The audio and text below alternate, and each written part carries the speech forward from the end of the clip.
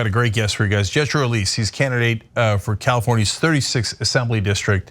I know Jetro from our run for the congressional seat in California 25. We were bitter opponents, but now look at this, unity. All right, fine, we weren't bitter opponents, but we were opponents. So Jetro, I'm thrilled to support you in this race, and great to see you again, brother. Thank you, Jack. I really appreciate it. First, I want to say thank you, TYT, for inviting me on the show. And you guys do great work, you and your team, and just basically holding the line for progressives. Yeah, and so Jetro and I were part of several forums where the non-progressive in the race didn't show up, but Jetro was there every time and doing a great job. And it was actually like, other than that drama, it was a pleasure debating with folks who agree on caring for the people, doing the right things, the right policies, and then have some difference of opinion. It's almost like how democracy was supposed to be. So that was just a great experience for me in that regard. So now you're running for a state seat.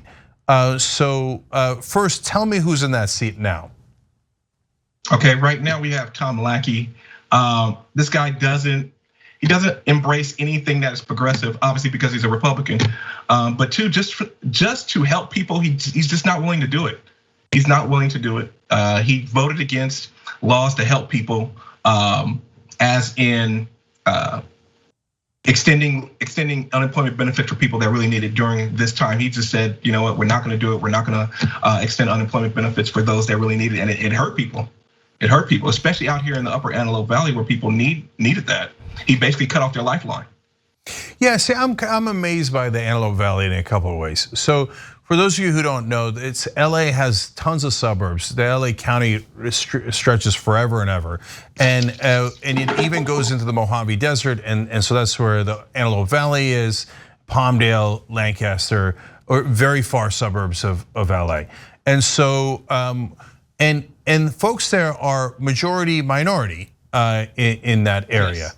And so largely Latino, but a significant black population too, and whites are the minority, and majority Democratic registered voters.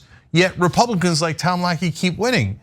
So before I even get into the stuff that he did, Jetro, what's your sense? Why do Republicans win in that area? You know what? We have the numbers. It's on our side. It's just that we're not turning them out.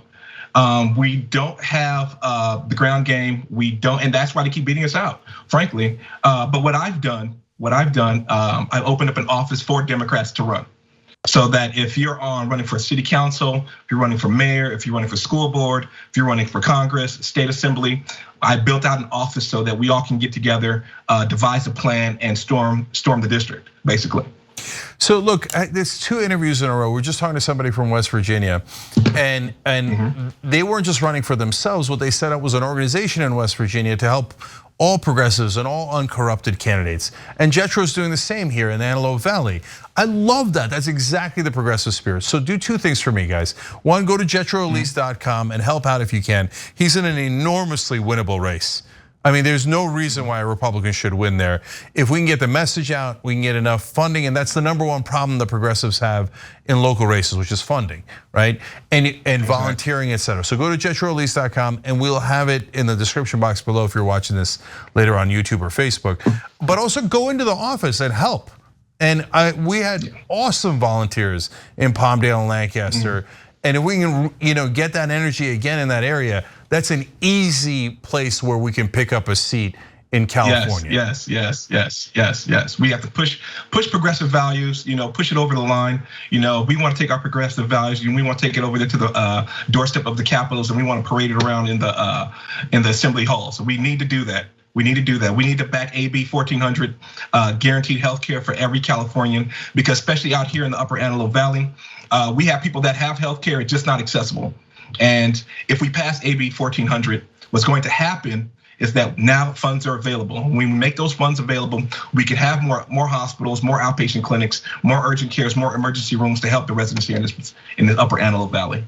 Yeah, that's right. So let's go back to Tom Lackey. So he votes to cut off unemployment benefits. How does a guy like that get elected again? So and the answer usually is because not enough people find out. So yeah, help me understand what the state of the press is in that area at this point.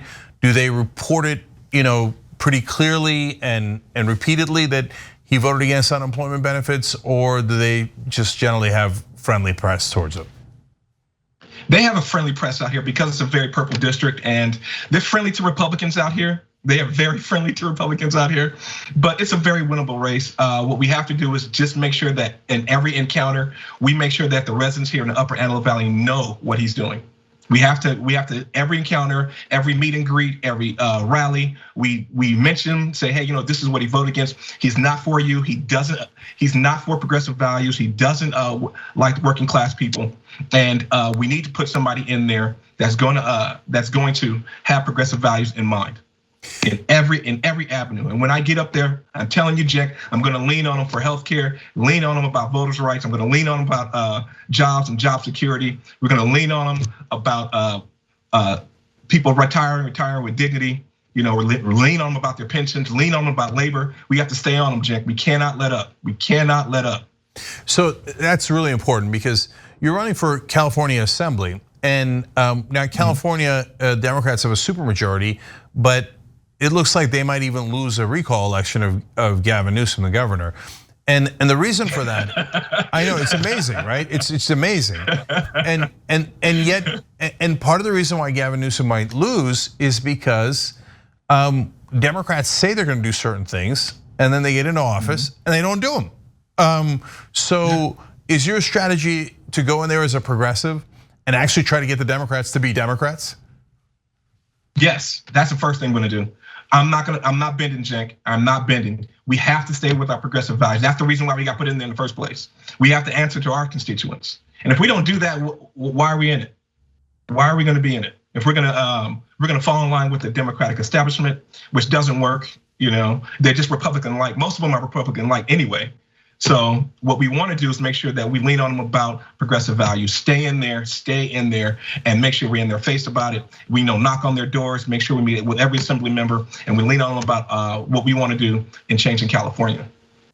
Yeah, so when I ran as a progressive, and you did as well in the California 25 race, the establishment was not that friendly to us, to say the least. No, they weren't.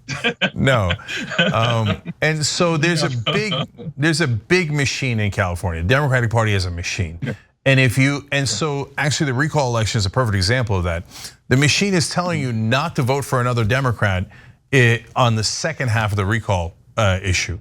But wait a minute, if Gavin loses, then you're handing it to a Republican, and that's exactly. It's just it's an insane strategy, and the reason they do that strategy is because they'd rather have a Republican in office than a Democrat they can't control. So true. Exactly. And so Jetro, they're gonna have trouble controlling you. So what has been the reaction? Did they?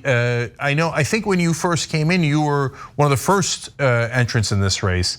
Have some establishment folks then join because they were worried that a progressive was going to win? Yes, we do have one other establishment. I'm not even going to mention that person's name. They've aligned themselves with the Democratic Party, and they're just waiting to follow orders to be lockstep with the establishment. But that doesn't change the fact that they're not going to bring change to the assembly.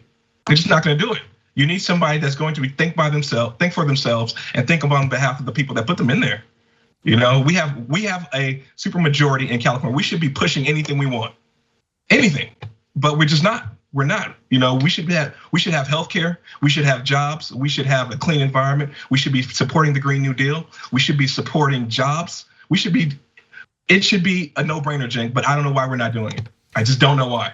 Yeah, and so Jetro, you got a varied background.